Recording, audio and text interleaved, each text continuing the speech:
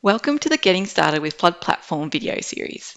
In this video, we're going to cover creating a model category, uploading and processing a model, reviewing contents of a model, and checking the model for issues. First, I'm going to navigate to an existing project in a Teamspace to add the model to.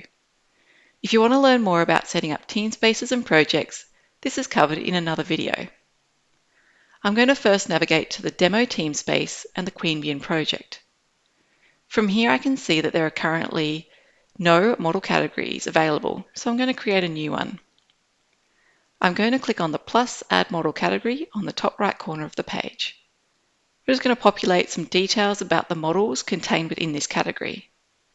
This is useful if your project contains lots of different model types. So the software package is going to be TUFLOW. The flood source is fluvial, which is a fancy word for river flooding if you're not from the UK.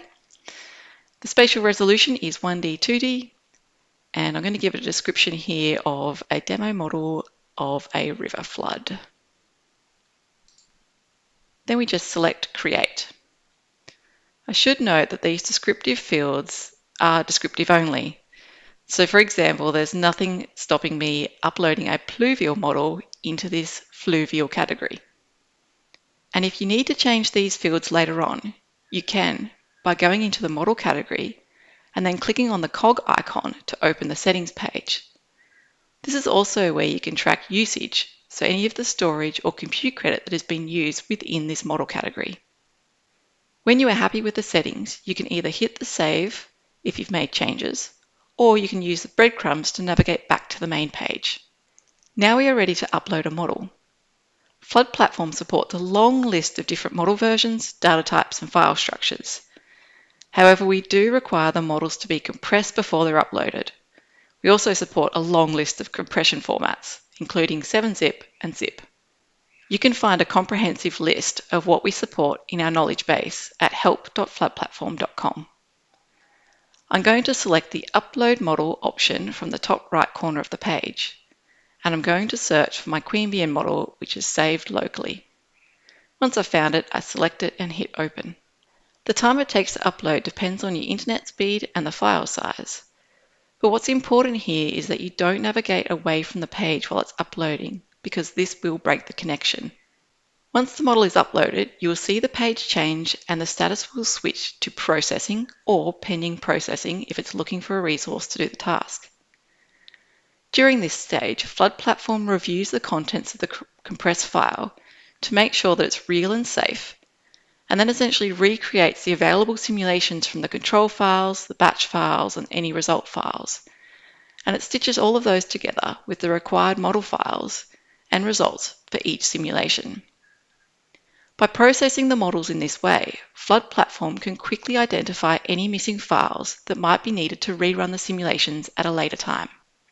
Once processing is complete, the status will change to ready and we can view the contents of the model.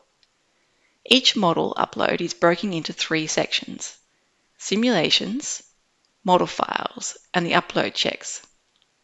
These sections are covered briefly in another video, but let's dive in to the model files. Flood Platform doesn't mess around too much with your file structure. You can see in this model we have your standard TUFLOW folders, the boundary control database, the model input files, and the control files and batch files to run the simulations. What's really nice about Flood Platform is that you can view the model inputs without needing to download files or open tools such as Excel or Notepad. Let's take a look at some of the boundary conditions in the model. First, let's have a look at the flows. You can see we've got about 100 hours of data, and we've got inflows and outflow boundaries. We can then have a look at the control file. I'll open a TUFLOW control file here to show you all the syntax highlighting that's built in. This makes it really easy to read and understand what it is and isn't included in the model. Of course, you're going to want to understand TUFLOW models before you go digging too deeply into the control files. I'll use the breadcrumbs here to navigate back to the model and then open up the upload checks. This section provides details on any issues that were found during the processing. So this model has a few issues identified. We can view the details of these, but I will warn that once again, you probably want to understand a little bit about TUFLOW. But it is a good idea to get these items reviewed at the time of the upload. You don't want to come back at a future time and find that files are missing and you can't reuse the model like you had hoped. This is all we'll cover in this video, so let's navigate back to the home page.